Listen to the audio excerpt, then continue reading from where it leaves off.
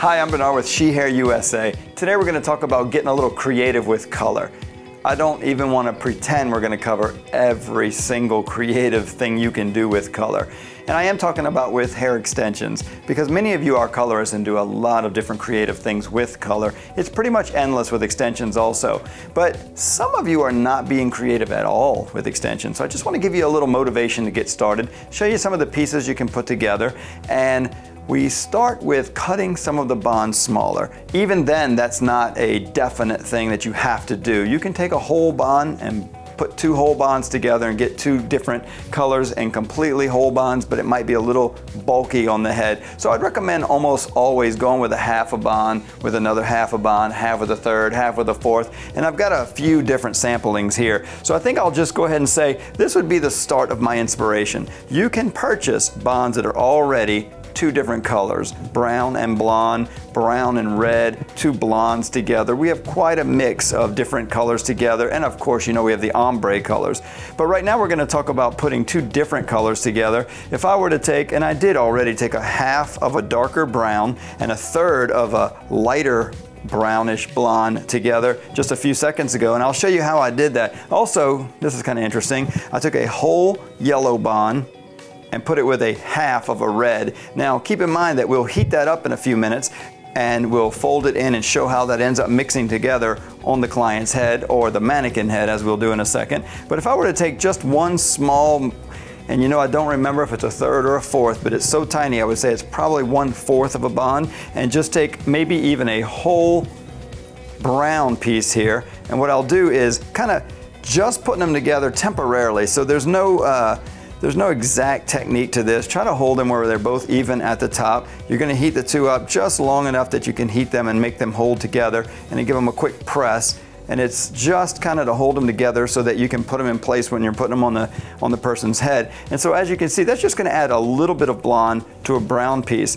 But don't hesitate to maybe take a half and another full half of a piece, and essentially what you'll be doing is making a blended piece that already exists here. So what we're going to do is take this half darker brown and half lighter brown or dark blonde, heat them up just a little bit, press them together. Doesn't matter how nice and neat everything is up at this part, because you're going to be reheating it and putting it in a person's head in just a few minutes, or maybe the next day. Maybe you do all this prep in the morning of, a day before, a week before. Prep all the hair in the color that you want, because maybe we don't make the brown blonde mix that you want to customize for your client's head. And then get creative with all of these other colors. Like, you can take two different blondes just to change the shade of the blonde. Let's say you have an interesting tone, it's kind of in the middle of an ash and a warm tone. So you just take the two together, two light pieces already in their own color element, and then put them together. So as you heat it up, it's not huge, it's just subtle, a subtle change. So let's stop for a minute, pull that mannequin head in and put a few on the head. So as you know, we mixed a few of these pieces together. I'm going to take a brown, lighter brown, dark blonde, whatever you want to call it, piece, and I'm not going to show you how we always put them in. We're going to do something a little bit different. We were creative with putting our colors together and mixing them. Let's be a little creative in how we put them in also. We're calling this an under-under technique. We're taking the bond and putting it on top instead of underneath. I know some of you guys put it on top all of the time, and that's fine because our tool heats up from the top and the bottom. But the tools used to heat up from only the bottom, and that's why we originally started at the bottom and continue to do it that way. But when you want to overpower a particular color, you're going to want to put it over the top. So what's happening here is I put this piece with the darker color on top. I'm going to heat this bond up, and it's going to spread from side to side. And I'll pop the tool off as usual, fold it under here, fold it under on the other side, and then what I'll do is heat it up one more time. And what this does is puts a more concentration of the color on top, folding it under each time, and I have a darker looking highlighted piece. I'll take the same piece and I'm going to do it the other way this time with a lighter piece on top, just to show how that can be a little bit different just in your placement. So one thing you know you always want to do is take a square section about the size of the keratin bond you're working with. So think about this, if you're putting a half bond in or a fourth or a third, you're going to use a smaller section here to support the weight correctly. So we're going to put this one with the light side facing up, and we're still going to put it right on top, heat this bond up and spread it from side to side.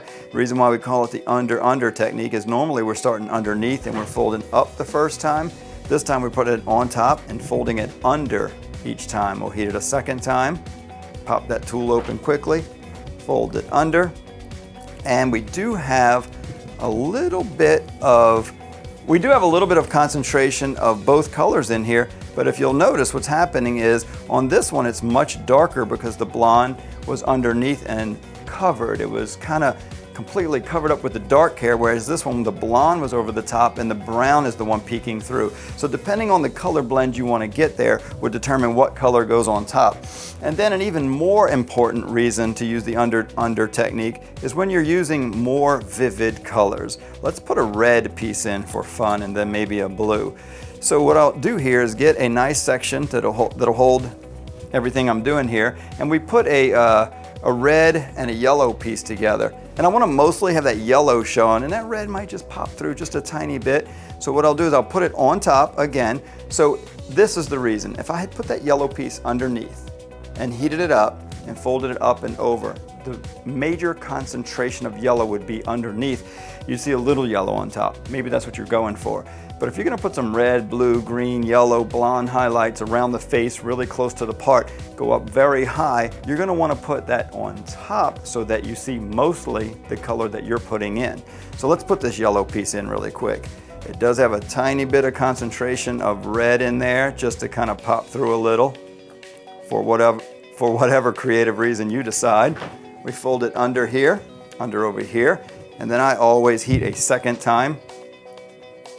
As in the technique video, pop that tool open, fold it under, and it is mostly yellow with just a little bit of red showing through. I think that's really cool.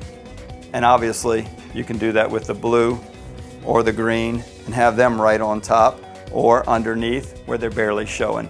So don't let that be all you do in your creativity. There are so many colors you can put together. I just wanted to show you a few. Thanks for watching.